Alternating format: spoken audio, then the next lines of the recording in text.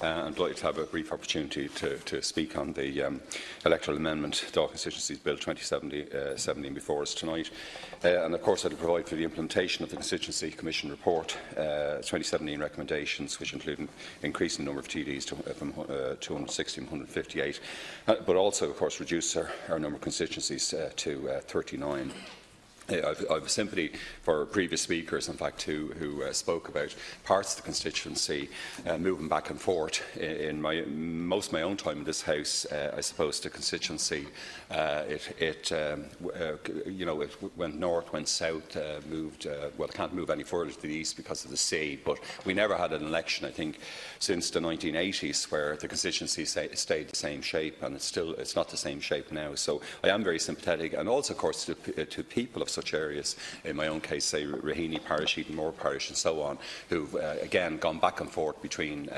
constituencies. Although they did have, of course, for a lot of the period I've been here, they had the advantage maybe that between the two constituencies that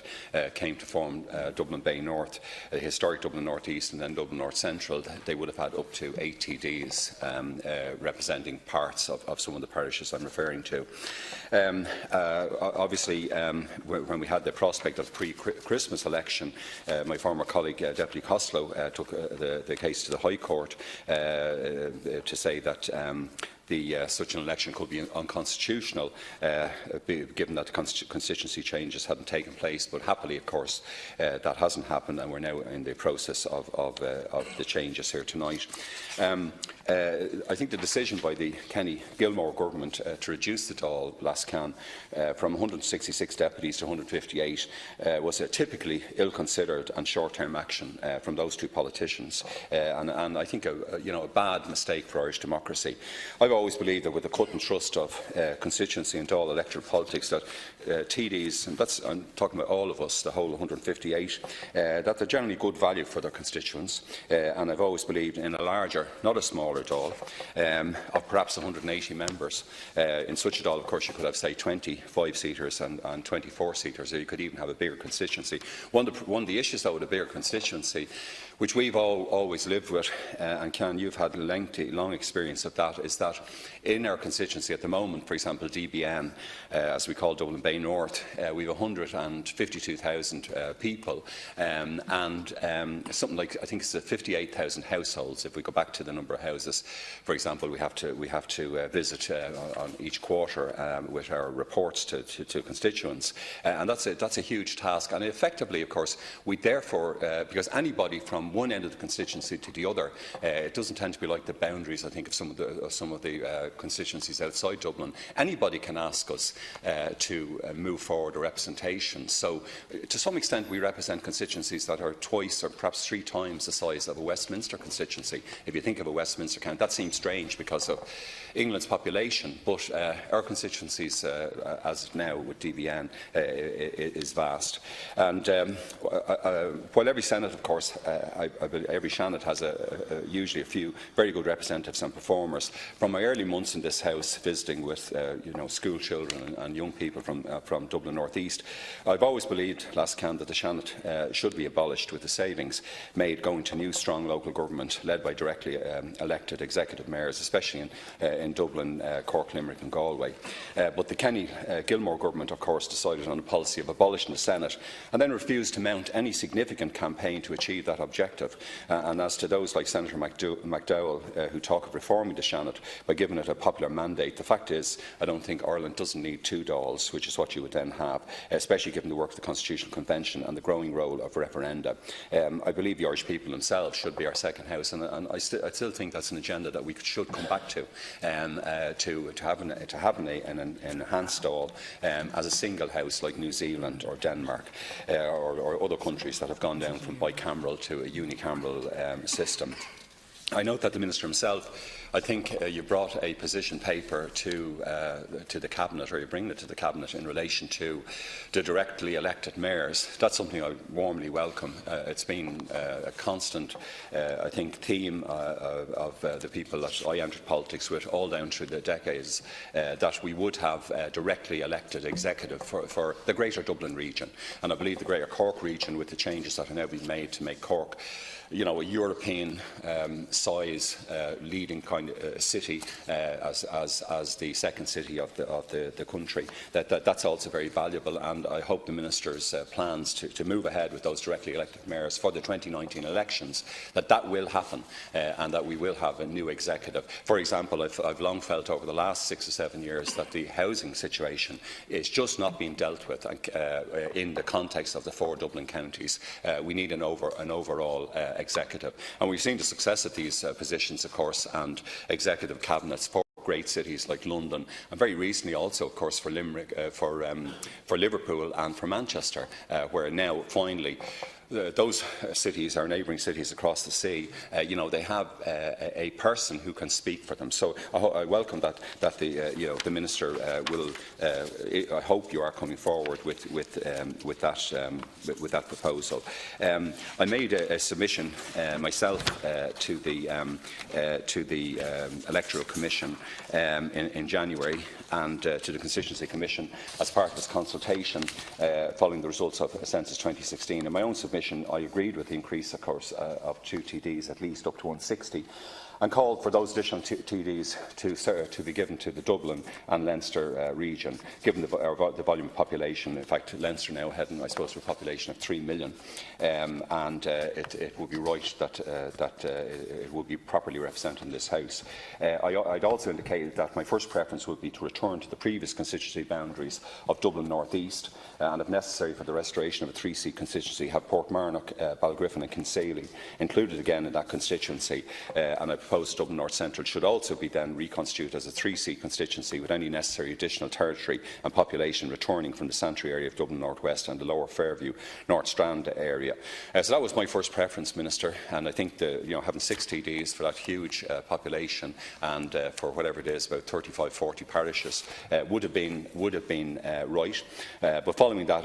I did state that my second preference would be to leave the constituency of Dublin Bay North alone, and not to lose any territory or population, as the whole communities and parishes of Dublin Bay North have such a close social, economic and cultural affinity, and civic and political groups and organisations are just beginning to get used to the merged constituency. But I do believe that there's work there for 6 or even 7 TDs, and you could say the same, I know, for Laois Offaly and for other areas of throughout the country, that increased representation should have been the way forward, not what happened, I think, in the government before. The schedule in the bill, of course, sets out the list of constituency, and as I said, my own constituency of Dublin Bay North, which I'm very proud to represent, is remaining with a 5-seater with some boundary changes. It will mean, of course, that the bill is approved tonight, that the electoral division Drumcondra South, which 5,000 people will be transferred out of my constituency into Dublin Central. And as I said, having represented constituencies which has changed after every electoral commission, I'll continue my usual practice, I think most deputies would, of representing the area which actually elected me right up to the next general election, and that of course includes Drumcondra South. As I said, our own constituency of Dublin Bay North has a population of 152,943, meaning at the moment, of course, had 30,589 citizens per TD, and that's the given rationale in the Commission for the reduction of the 5,000. As I said, I often feel that the Dublin region and important areas of North Dublin and West Dublin are still underrepresented, and given in particular the kind of major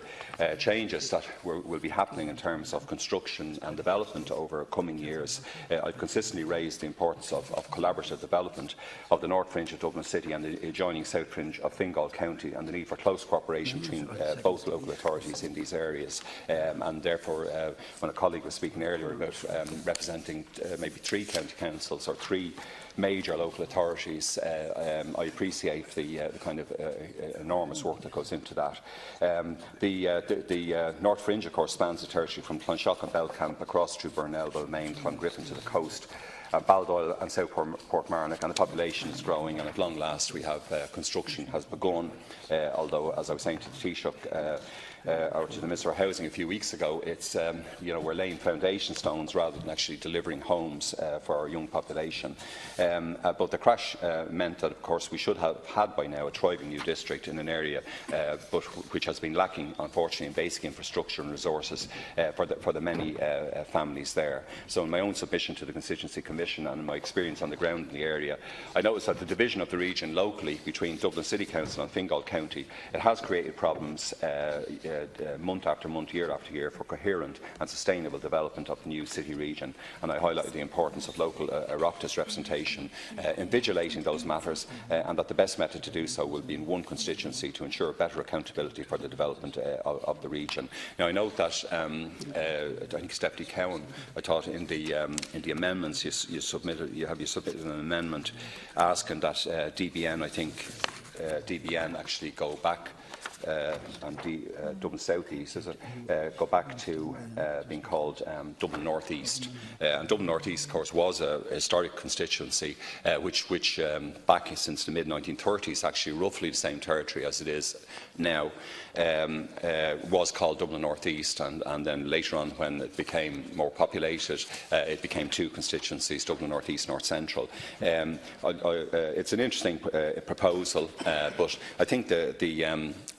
population and generally, I suppose, civic society, they've got used to this acronym DBN, Dublin Bay North and Dublin Bay South. So I think the general feeling would be that maybe we should leave the name of the constituency alone, because it does express, we have a huge affinity obviously with the ocean, with the bay, and with special amenity areas on the Bull Island and Howth, and throughout the constituency. So my own, I'm easy on it, but I think that my preference would be maybe just to leave Dublin Bay North as the name which the last Commission in the 2011 Parliament came up with. Last Karen, in general terms, I welcome the fact that the Dáil is expanding. I would have expanded it much more with a concomitant impact of having it as a single powerful unicameral chamber, but making sure that people on the ground are really well represented by sufficient TDs. But as it is, it's I suppose the Commission report, and even with the loss of Drumcondra South, I will support it. Thanks, Lascan.